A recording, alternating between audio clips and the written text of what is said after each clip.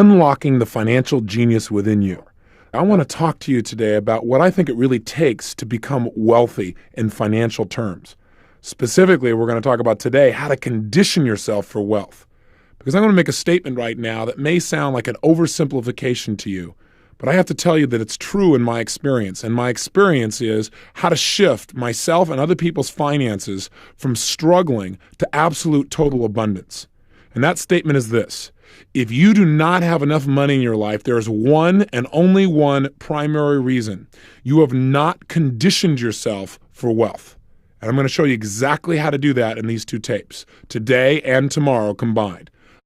Let's start with a little understanding about money. First of all, when you talk about money, have you ever noticed what an emotionally charged issue it is for people? I mean, people usually go one extreme or the other. Either it's like real positive for them and they get real excited, or they say, yeah, I want to be able to make some money. I want to make things happen in that area. Or you see the direct opposite extreme where people literally have contempt for it, as if it was something evil or suspect, something that you should avoid at almost all costs. And that usually shows up, obviously, in their lack of economic well-being. Why is it such an emotional issue for us? Well, we could spend several days just analyzing all the associations that have been attached to money throughout the years, both in religious terms as well as in business terms, all the experiences that we've had. But the truth is, money is nothing but a representation, a means to measure the exchange of value between people.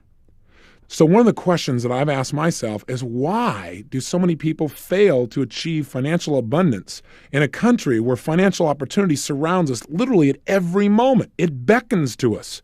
And yet most of us never do that. We never create the financial abundance we deserve to have.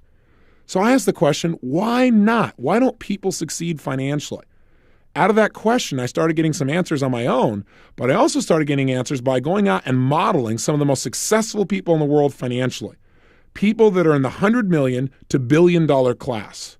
I figured, hey, if I'm going to get some answers, these people can tell me. And I looked for people specifically in that area who have made it financially on their own. People have started with little or nothing, ideally. And by the way, there are many more than you realize. We live in a country where people can generate net worths of $100 to $500 million, starting with a little idea for a computer in their garage. Or where somebody can go to IBM as a young kid and become a billionaire by his mid-30s, an example of Bill Gates. So there are lots of role models of unbelievable possibility. And you may say, well, that's not my goal. I can appreciate that. But these people certainly know how to create and build wealth, and more importantly, maintain it. You know, years ago, there was a book written called Think and Grow Rich, and I'm sure you've heard of it. You've probably read it as well. It's one of those very first books that I read when I first started reading personal development material. And you know, the book was based on the research done back in the early 1900s when Andrew Carnegie asked Napoleon Hill to actually make a study of what it takes to build wealth. And my own work in this area could be called Think and Grow Rich Today, because that is, in today's society, with today's distinctions and today's technology, what is today's approach to building wealth? What really makes the difference financially today? And what I found is there are certain distinctions that have not changed, because the building of wealth is fundamental. And so a big part of my research has been, what is the mindset of wealth? What does it allow certain people to not only expect it, but find a way? What I've found is that most people, even when they learn how to do things, if you don't handle what we're going to do in these next two sessions, they usually sabotage it. Because most people have what I call wealth wounds.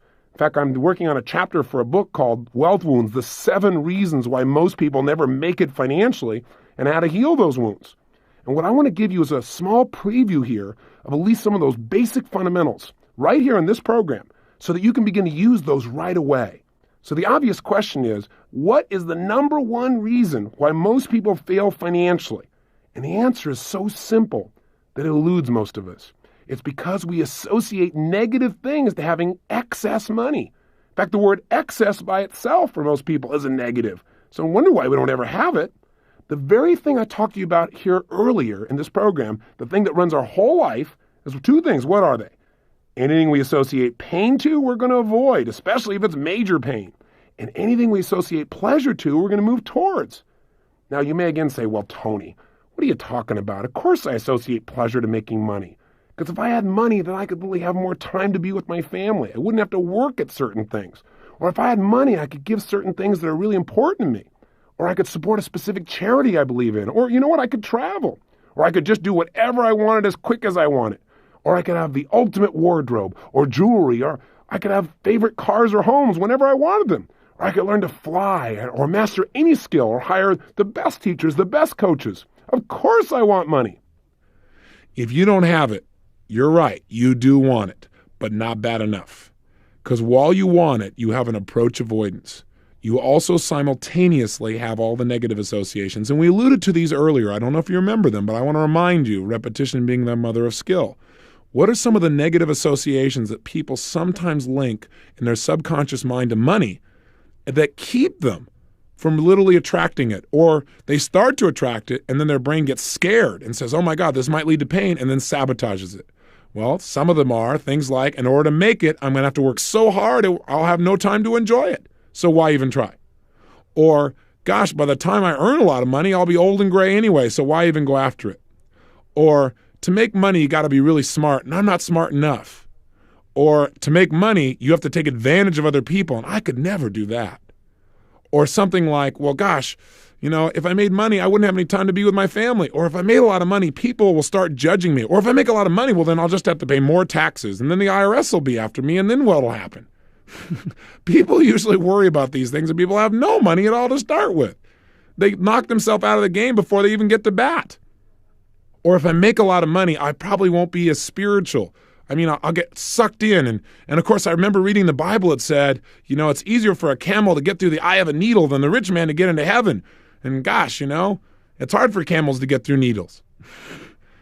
Classic misinterpretations like that cause people to live in experiences of lack. And I don't know of any place in the world where when people feel like they're living in lack, where they feel like they don't have enough, where that encourages the highest level of the human spirit to come out on a consistent basis. Now, I might be wrong about that, but I got to tell you, wherever I see lack, I see crime in mass. Wherever I see lack, I see people trying to escape with drugs. Wherever I see lack, I see people taking advantage of other people and making it okay, justifying it by, well, I had to survive. I don't think lack brings out the best in the human spirit. I think when we have abundance, what happens is we stop focusing on ourselves and how we're going to survive. And we have enough to start focusing on who we really are, which are human beings or spirits that are here to contribute. And I think when you're in a position of trying to survive, your focus is on you. When you've learned to handle that message, when you really know you've got your act together and you don't have to worry anymore, it's much easier for people to look at how can I contribute to my fellow man. Now, I'm not saying that you can't come from a position of lack and be a contributor.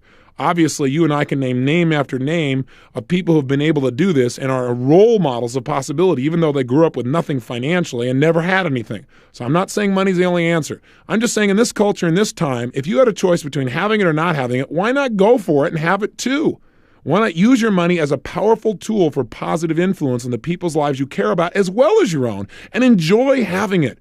Get off the guilt trips that have stopped you in the past. It is that sense of guilt that if you have more money than somebody else, or what if you made more money than your father? Oh my gosh. God, what a wound that would be. It's that kind of thing, those negative associations that are keeping you from having what you want. So if you do not have all the money you want in your life, you associate more pain to having more money than you have now than not having it. It's that simple. Now, with the technology that we've learned, you can condition yourself to change those feelings and those beliefs. And we're going to talk a little bit more about that on the next tape. But I want you to know that is the number one reason that most people don't succeed financially, according to people that are most successful in the world at obtaining, maintaining, and building wealth. Here's the second wealth wound. And by the way, I picked those words very specifically. I want you to get a clear picture that if you don't master and handle the 7 things I'm about to talk about, then every single day you're probably experiencing a financial bloodletting.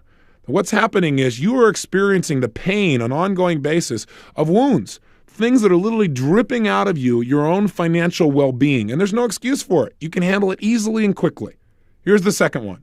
The second reason these people say, and have told me thus far, that people do not succeed financially is not only do they have negative associations to money, but even if they have okay associations, they never make having an abundance of money an absolute must. Interesting distinction. I'm not saying love money and make it your God, because that's the way to absolutely be certain that you fail in life, that you destroy everything that's valuable. But what I am saying is make it a priority so you get it handled. and make the priority not just getting by. Make the priority massive abundance and come up with a specific figure you hold yourself to. I'll give you an example.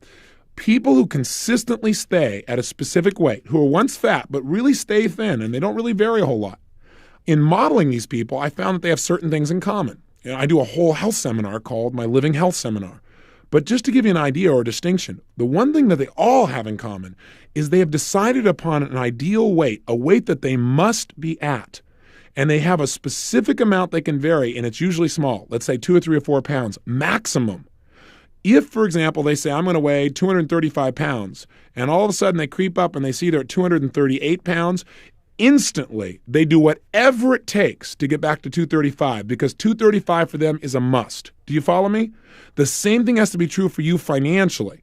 You've got to have a certain level of finances that you must be at. And if you ever vary, you got to do something about it immediately. Otherwise, you get caught up in what we call Niagara's current, right? Where day to day, you just get caught up in making a living and doing things and putting things off, and it doesn't happen.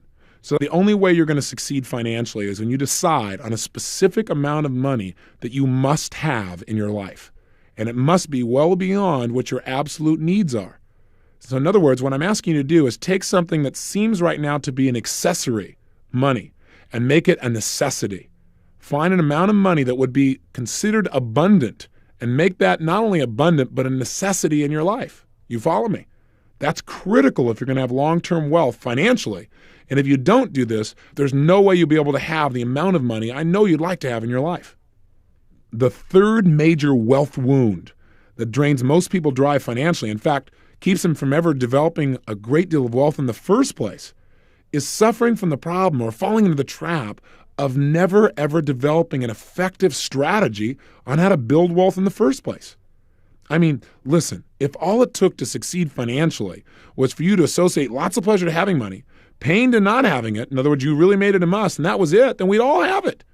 But see, that isn't enough. If that's all it took in life to succeed was absolute passion for something, then every kid would have had a pony when he was growing up. That's not quite enough.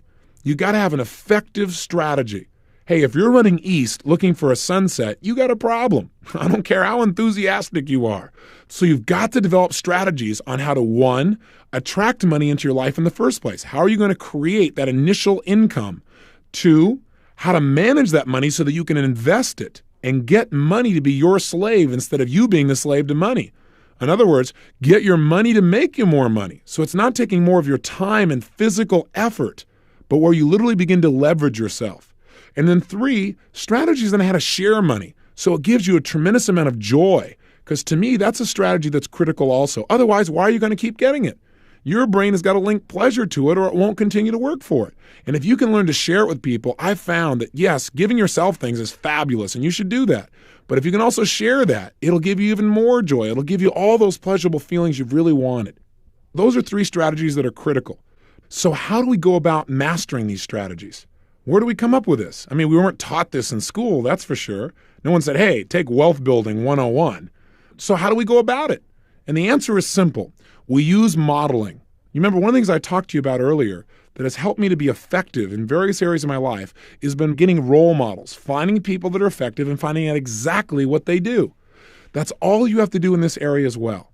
You need to find people that are successful financially and find out exactly what they do on an ongoing basis that creates that success. In other words, they aren't just lucky. In order to get this result, they're doing certain things on a daily basis, and it's a lot simpler than you can imagine. Hey, I turned my entire life around financially in less than 12 months. I was the guy in that 400 square foot bachelor apartment. 12 months later, I had $1 million net worth. That's not a small turnaround. I moved from my little 400 square foot bachelor apartment to my castle. All of that came from modeling successful people financially. So there are lots of strategies. In the short few minutes that we have here, I can't obviously cover all those strategies with you in this tape. That is a study within itself. But I will tell you this.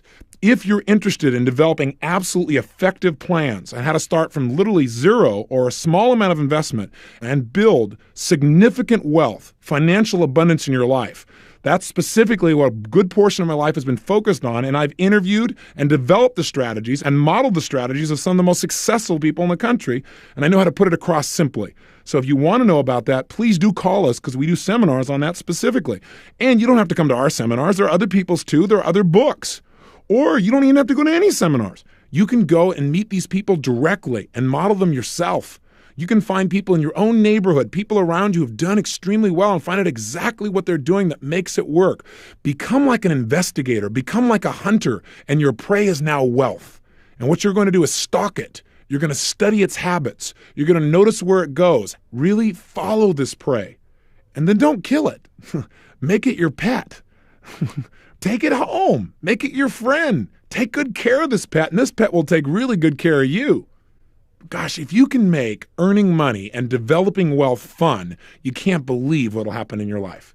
It doesn't become your whole focus, but it becomes a part of what creates joy for you in life. And while you're doing it, by the way, you're adding value to other people's lives. Because the only way you can possibly make money is to create an exchange of energy and value for other human beings. That's the only way it can be done. And by the way, once you've really studied and you have developed a plan to develop wealth, the only thing you're going to need in addition is a good vehicle. And again, part of your plan should be how to get that vehicle, how to develop something for you so that you're earning money even while you're sleeping. How would you feel then? Instead of feeling like every day there are things you had to do just to keep up, just to support your family, just to have a certain level of lifestyle. So developing not only a plan, but the right vehicle is very, very important. And again, that's things that we teach and things you can learn on your own by modeling other people. But that is wealth wound number 3, failure to get an effective strategy for consistent wealth building. Here's wealth wound number 4. This one's pretty simple. Failure to consistently follow your plan once it gets set up. See, there are people who actually have developed a good plan. They've got some good role models. They worked really hard. They've studied finances, but they don't get themselves every single day to follow through. Like, for example, I'm sure you've heard about all the different kinds of programs where people teach people how to get rich overnight. And you know what? Some of them really would work. A lot of them don't, obviously. A lot of them are scams. But some of them really do work. The problem is people don't work them. They go to a seminar and they learn how they're supposedly going to build something financially, but they never follow through. It's mind-boggling. But the problem is they don't have what we're teaching you, which is how to get yourself to follow through, how to condition yourself so you consistently take those small steps that create huge financial abundance. I mean, one of the simplest examples that I can give you is one you probably already know about, but the question is, have you followed through on it? And that is the whole principle of compound interest. You're familiar with it, aren't you? Gosh, if you're not, you need to introduce yourself to the principle. What it basically says is this: if you take a certain amount of money and you set it aside, and all you do is allow that money to continue to bring you interest, in other words, you lend it to a financial institution or make a simple investment, a very secure investment, and you get a return of, let's say, 10% or 16%. Now, by the way, when I say that to some people, they say, oh, you couldn't get a secure investment at 16%. They simply don't know the strategies. There are people whose net worths are over $100 to $500 million who will tell you that anyone, even with a very small amount of money, can earn over 20% annually on their money in a very secured way. In fact, that's part of the strategies that we teach in our money seminars. But the point is, let's just say you took a small amount of money. Let's say, for example, $325 a day, $100 a month. And all you did was invest that and got 16% return on your money. And all you did was do that every single month. In other words, every day you followed your plan. You put a little $3.25 away, $100 a month, and you invested it at 16%. What does that mean if you don't take that money out and you really stick to your plan? Answer: after 5 years, what you have is $8,000. After 10 years, you've got $21,000, just at $100 a month. After 15, over $41,000. After 20 years, you got $75,000. And after 25, you've got over $125,000 by investing $100 a month. Now, maybe that's not going to make you wealthy within 25 years, but we're talking about a simple little thing you could do every day that would be absolutely painless. Hey, let's say you decided to be a real big spender. You said, I'm going to be a major investor. I'm going to put a big $6.50 away a day. That's right. I'm going to cut down on a few Pepsis. I'm going to cut down on a few boxes of cigarettes, whatever it is that you'd spend that on, and I'm going to actually put that away and invest it each month. That's a whole $200 a month in investments. Again, at 16%, check this out. After 5 years, at only $200 a month, $6.50 a day, you've got almost $19,000. After 10 years, without touching it, simply $6.50 a day, investing it the way we would teach you to, real simply, you'd have over $60,000. After 15 years, $150,000. After 20 years, over $350,000. After 25 years, you have just under $1 million just by putting aside $6.50 a day. See, the biggest reason most people don't make money is not because they can't figure out how to do it, but because they don't follow through. They don't do those simple little daily things that can make them successful. And again, this is not the only way to be wealthy. This is just a nest egg. This is not learning all kinds of active strategies. This is not learning all the ways you can build wealth through additional income. This is just taking the small amount of resources that any human being can virtually get their hands on, and you can develop it. That is a major wound, not following your plan. Obviously, what we teach you is how to be able to get yourself to follow through in anything, especially a financial plan. Here's wealth wound number 5, relying on experts. You go, what do you mean, Tony? I mean, who else can I rely on? Take a wild guess. Yourself. You've got to get to the point where you have enough expertise that you can make your own financial decisions. If you don't, you are going to experience a major financial wound, and it may kill you financially. It may destroy you financially and create something like bankruptcy. I'm speaking from experience. I was in a position where I thought, I don't want to have to deal with this money stuff. I don't care about money. I just want to go out and help people and do my thing. Yeah, well, I got a company and stuff, but let somebody else handle all that. Well, I let them handle it all right. And I woke up a few years later, $758,000 in debt. I mean, try that on for size. When you've been working and doing 270 seminars in a year, every day giving 100%, caring about people and not paying attention. And I got good advice from good people. But the bottom line is they gave me advice that wasn't effective. You've got to know. I'll tell you another area you better become an expert in, and that's taxes. Because the tax laws are changing so often, and even the experts who are supposed to be able to tell you exactly what to do can't agree. So either you give up and hope everything's going to work out well. The IRS won't buy that. If there's a problem, they're going to come see you, not your accountant. So if your name's on the line, you better know what's going on there. Otherwise, you could get yourself in big trouble. And if you know what's going on, you can pay the appropriate amount of tax and not more than the appropriate amount of taxes that are out there as well. Hey, listen, you want to know how important taxes are? 1/3 of all the wealth you're going to earn in your lifetime goes to the government in taxes. 1/3. Best you learn to manage that effectively and not overpay. That's not being intelligent. That's not being patriotic. Listen, if you want to help your community, take that money and invest it directly in a charity or something you really care about directly. Don't overpay simply because you don't know what the rules are. Just remember, you're going to spend more money on taxes than you'll spend on your children's college education or virtually any other investment you're going to make in your life. So it makes sense to understand this area. Again, I'm not saying just go out and only be a self-study and don't get any input and don't get any advice. I'm saying bear in mind that the decisions that you make financially are your decisions. You will pay the price or you will reap the rewards. So best you understand them. Wealth wound number 6, financial complacency. Hey, if you want to make sure that you absolutely fail in life, the quickest and easiest way is to begin to rest on your laurels. That is to get so comfortable that you stop paying attention. You stop doing the things that are necessary that create success. It happens with your physical body where you start to take it for granted. You don't exercise anymore and whammo, you pay the price. It happens in relationships. You go, well, the person knows I love them, and you stop expressing it, and all of a sudden the relationship begins to deteriorate.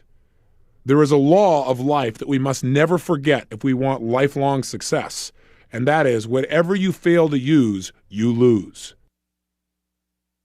Remember the Bible story of the talents? Remember the great merchant? One day he knew he was going to go on a trip and be gone for quite some time, and he wanted to make sure that his money, his talents, which was a measure of silver in those days, was going to be invested effectively, that in fact he would prosper even while he was gone. A very wealthy and bright man. He decided to entrust his talents into his 3 servants. And he brought the first servant in and he explained that he would be leaving. And then he said, I'm going to give you 5 talents. Please take care of them while I'm gone. The second servant he brought in, he said, I'm going to give you 2 of my talents. I'll be leaving. Please take good care of them. And I'll be checking in with you when I come back to see how you've done. And again, he did the same thing with a third servant, giving him only 1 talent. When he finally returned, he called each of the servants in one by one to see how they'd done with his talents. The first servant came in and said, Sir, I took the 5 talents you gave me, and I traded them, and I used them, and I invested them, and they have multiplied. I now have for you, sir, 10 talents. And the master said, Well done. That's excellent. He brought in the second servant. He said, What happened with you? The gentleman said, Well, you gave me 2 talents.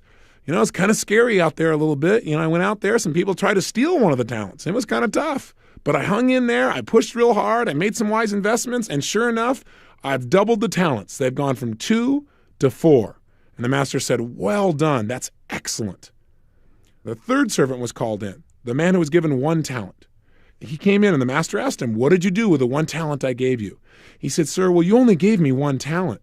So I couldn't afford to take any chances, so I thought I'd protect the talent by taking it and wrapping it in a napkin, and then I buried it.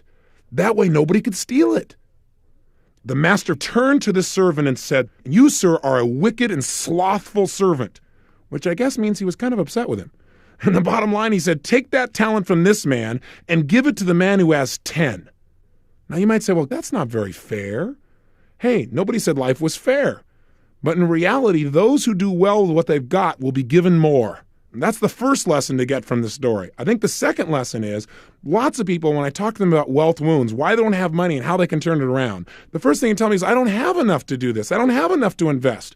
Listen, you don't have enough not to invest. You must find a way. Otherwise, you will never have what you want. Bearing what you have will not give you more.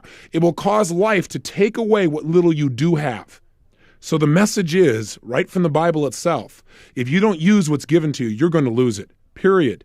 You've got to make sure that once you start to succeed with your wealth, that you don't sit down on it. Because see, if you don't actively try to build more, you're not adding more value to other people. The only way to multiply your wealth is to invest your money, which creates more opportunity, more possibility for others around you. Otherwise, what you're doing is hoarding, and it will be taken from you.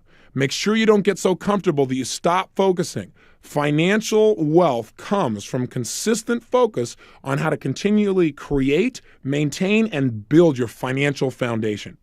So we've talked about 6 very powerful wealth wounds, things that drain our capability financially and cause us to erode the foundation of unlimited financial possibility and freedom. What's the 7th one? Well, let's imagine that you've handled the first 6 and you've really done well and you've built something up.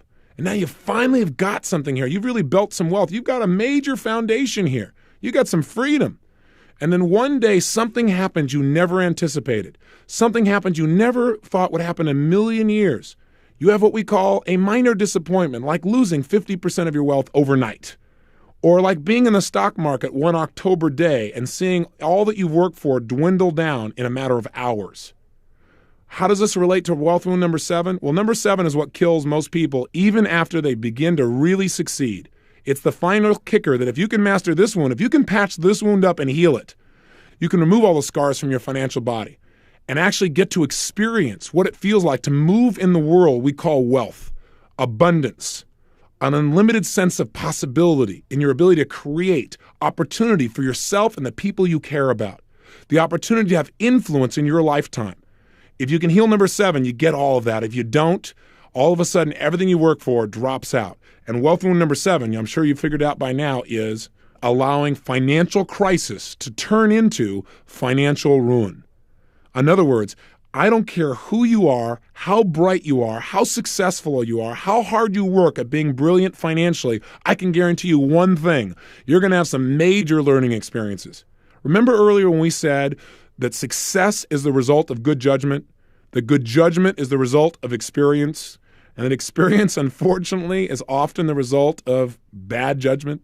I can guarantee in your lifetime there are going to be places where you have bad judgment. The best financial managers have bad judgment. There are things you cannot control. If when those crises occur, no matter how bad they may seem, You allow that to become the completion of your financial picture. You say, why even try? Or here, I did all this and this is what I got rewarded. Or gosh, I can never invest again because I tried this thing one time and I lost all my money. If that happens, you have the ultimate wealth wound. In fact, you have a dagger that will murder your financial future. The bottom line, that may sound harsh, but it is real. This is the one that kills most people. They go, well, I tried this one thing one time, so gosh, I can't do that again. Or I tried this thing and I gave it all and this is what happened, so I better not do anything again. And you know what? That's called death rattle. It'll never happen. They'll never have what they want financially. You've got to be like a rubber ball and bounce back up and learn from what happened there and reinvest wherever you are. Remember the key belief system I shared with you earlier. The past does not equal the future. If you believe it does, it will control your financial future.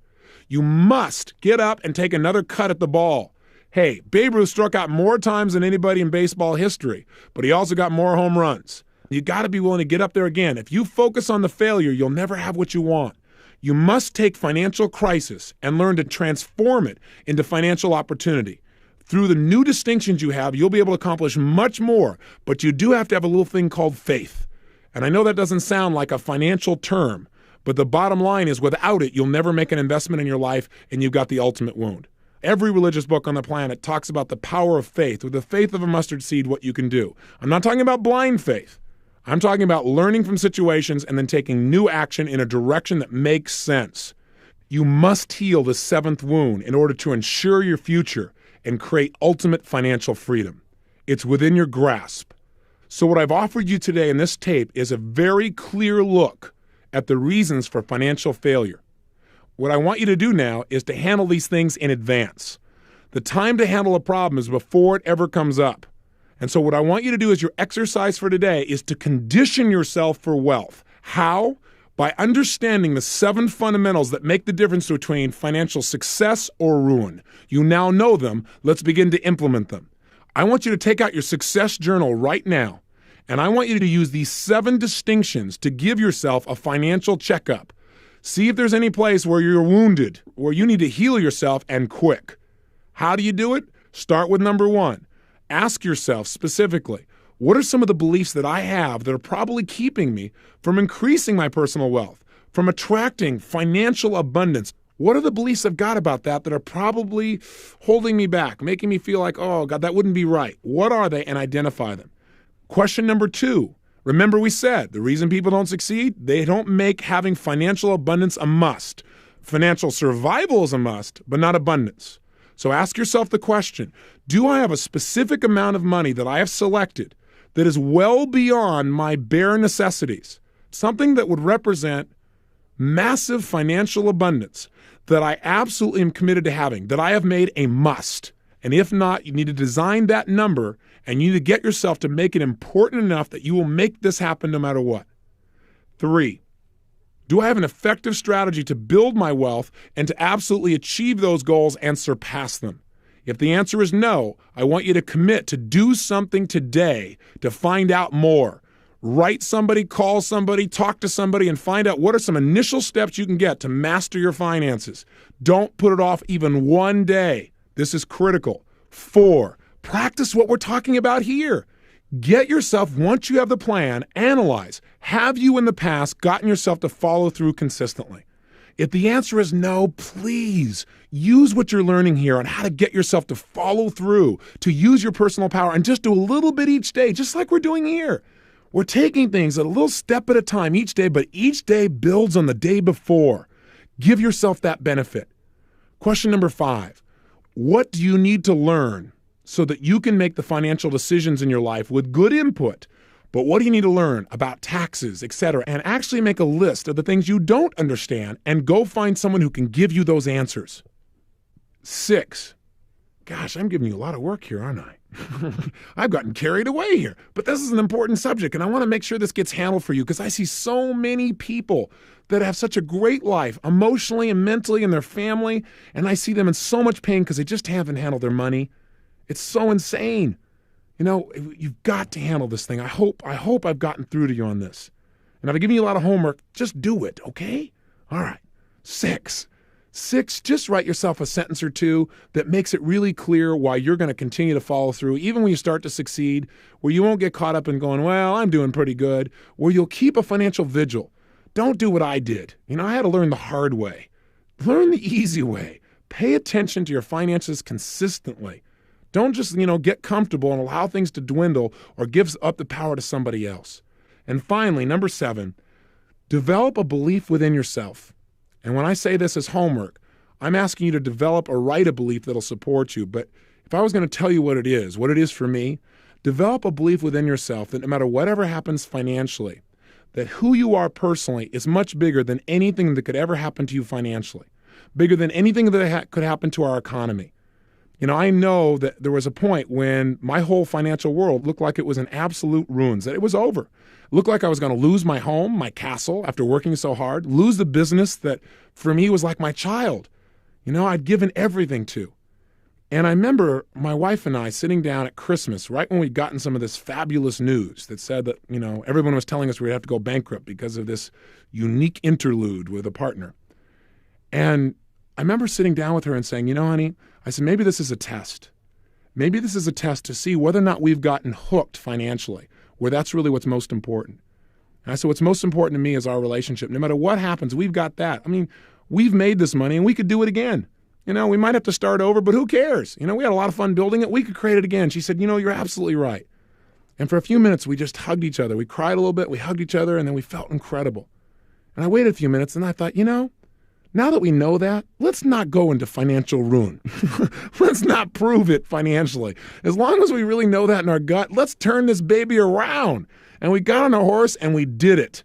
And I'm telling you, it was one of the most powerful experiences in our life of being able to absolutely take control of adversity and turn it around. So I offer you the same opportunity. Develop a belief in the core of your being that you are more than finances, clearly. As hard as I pushed you to really take care of this, equally hard, get clear that finances is not the game of life, but it's one of them. And the reason I stressed it strongly with enthusiasm is because I think it's the one that most people concentrate on least and creates the most amount of pain. Because getting in a relationship, most of us figure out how to deal with.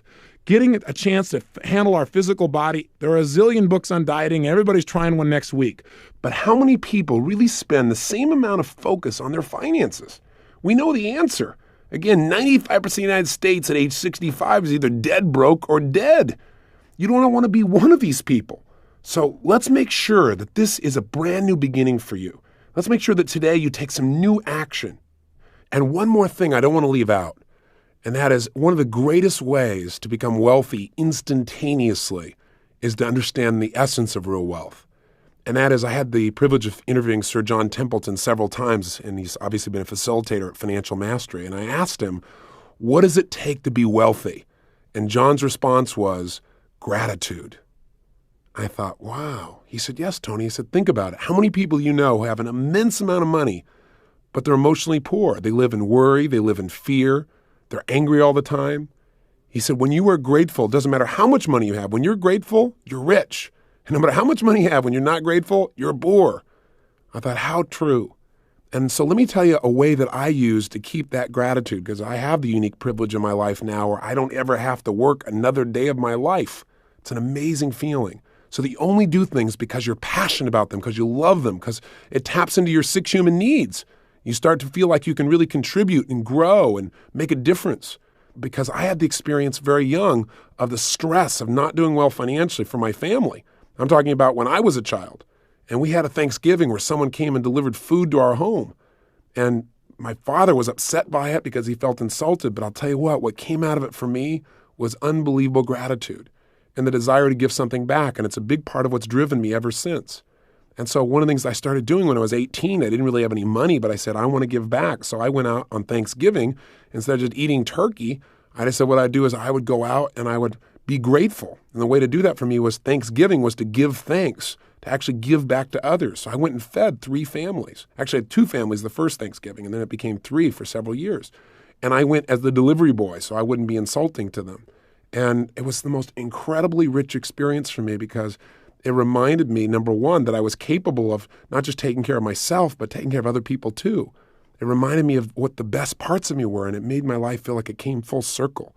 And that's grown, as you might guess, over the years. As I became more successful, I got my friends involved. And then many years ago, I created the Anthony Robbins Foundation. And now we feed 125,000 people in 65 cities in the United States and Canada. And now there are programs overseas as well. So my point is, I want to invite you, no matter how tough a situation you think you're in, remember someone else is doing worse. Someone's in a tougher place. Your worst nightmare financially is someone else's greatest dream, especially if you travel to other countries in the world. So one great way to change your financial consciousness, if you would, to change these old patterns, these old associations, is go do something. Go do something in the next 3 or 4 days for someone you don't know. Go do something where you give, even if you feel like you got nothing to give. Give of your time, give of your energy, give of your money. Because when you do that, you teach your brain that there's more than enough. And that'll start to make you feel grateful. It'll make you feel like you're contributing. And that'll make as big a change as any other form of neuroassociative work you could ever go about. So really, don't just think about this. Go do it.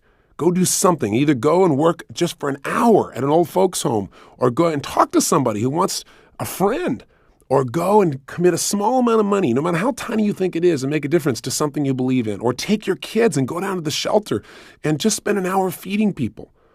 Do something good. And I think you'll begin to feel like, hey, I deserve to do well. And I'll tell you one other belief I have, one final one. I used to struggle so much with doing well financially, and I'd sabotage it and so forth, till one day I thought, you know what? Receiving is evidence you've given consistently. If you're receiving a lot, it's not luck. It's sowing and reaping. And if you keep sowing good seeds, you're going to reap. But you know what? Sometimes you sow good seeds, but because of your mentality of mixed associations, you basically don't reap. You just let the new fruit, the new value, the new benefits that are available to you, you don't notice them, so they die on the vine. You've got to make this change. When you do, your life not only will change, but all the people around you that you can touch can change. Because you remember something. You cannot give that which you do not have. You can't give money if you don't have it. You can't give time if you don't have it. And if you get this area handled, called abundance, the richness of your life just jumps. And you'll find that all this is synergistic. When you do well in finances, if you've worked on the other things we've talked about already, you're going to get some real synergy, some real momentum, and everything gets better. So please take this seriously. Focus on this. And if you're looking for tools, like you say, okay, Tony, I've made the mental change. How do I go about making this work? Well, then let me give you a commercial. Come to Financial Mastery. I know I sound like I'm promoting it. It's because I guess I am, because I really believe in it from my heart and soul. We got people from 42 countries who come together. Some are incredibly wealthy. Some have to borrow the money to come to the program. But we spend 6 days together, day and night. And we not only change our mental consciousness around money, we show you flat how to earn more than you ever have in your life. And then how to keep it. And then how to invest it. And then how to enjoy it. You go, teach me the first ones, Tony. I can figure out the last one, right? But really how to enjoy it by giving and using it effectively, and how to protect it. So in this litigious society, somebody doesn't come and take what you've earned. And how to create a plan from wherever you are today to where you're truly financially independent, where you never have to think about money again, where you don't ever work a day of your life except because you want to, not because you have to. And that's really what we teach there. So I haven't held anything back on this tape, as you probably have noticed. But I want to plant that seed because there's nothing like spending 6 days and nights with 29 multimillionaires and a billionaire and have them tell you how you do it. Because, they show you, see, man, if that guy can do this, if I can see this guy over here who started with zero in a trash can and he built Hawaiian Tropics and they're doing hundreds of $millions a year and he didn't have any business background and any training, just like me, maybe I can make enough to pay my lousy bills.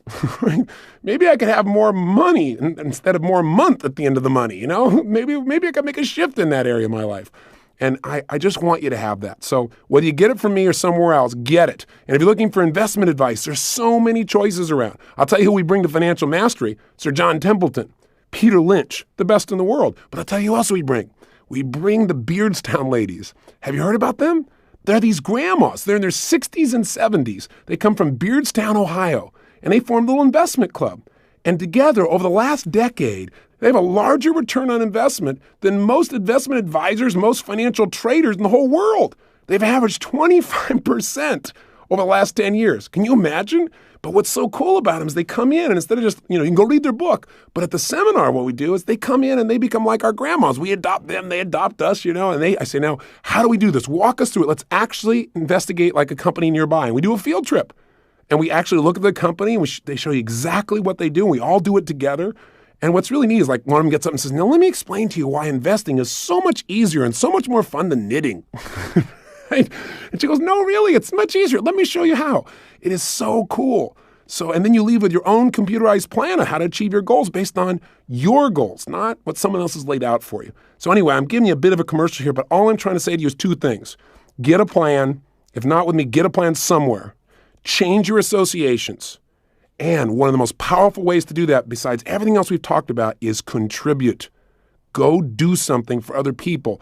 Just prove to yourself there's more than enough. That's what changes people's lives. And by the way, if you say, well, I don't have the money to help somebody else. Bull. I'll tell you how I got to meet my wife. She was in an audience where I was doing a, quote, free guest event. This is back in the early days of my career. And someone raised their hand and said, well, I'd like to go to that seminar of yours because I think it would teach me a lot, but I don't have the money. And I said, let me tell you something honestly from my heart. If you don't have the money to go to this seminar, then you better go to this seminar. And the guy looked at me with a blank look on his face. I said, really?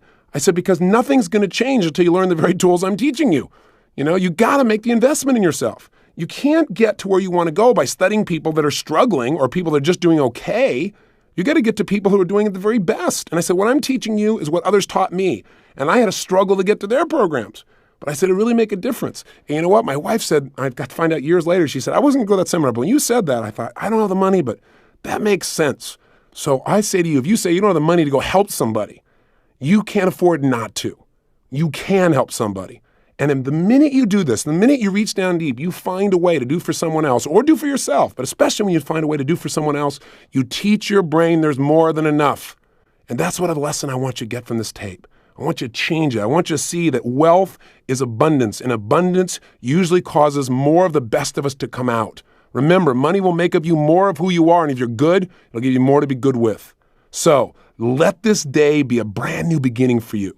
Take some action today that shows that what we've been talking about is real for you. Go out and do something unique for someone else, or make an investment in yourself, or make an investment, or go get a plan, but do something. So your brain starts saying, hey, he or she means it. They're going to follow through this time. Let's get some momentum, because little actions, a phone call, a book, a tape, a seminar, an action, something will get you on a roll. So make it a day of new birth in the financial realm, a new dawning of your financial stability and your financial power, and let yourself start to become a role model for the people around you of what abundance is: mental, emotional, social, physical, spiritual, and financial. That's really my message to you. Go through those 7 questions. Take a real good look, eliminate the wounds, and let's move forward. And when you come back tomorrow, what we're going to do is we're going to deal with what I consider to be the final barrier to most people doing well financially in the long term. Because some people start to do well and then they sabotage it. So take my challenge today. Mark this day as the beginning of your ultimate financial freedom and have some fun with it. Enjoy the process. So until tomorrow, let's expand our minds. Let's attract all the money you deserve. Let's move our life to a brand new level. And most importantly, let's live with passion.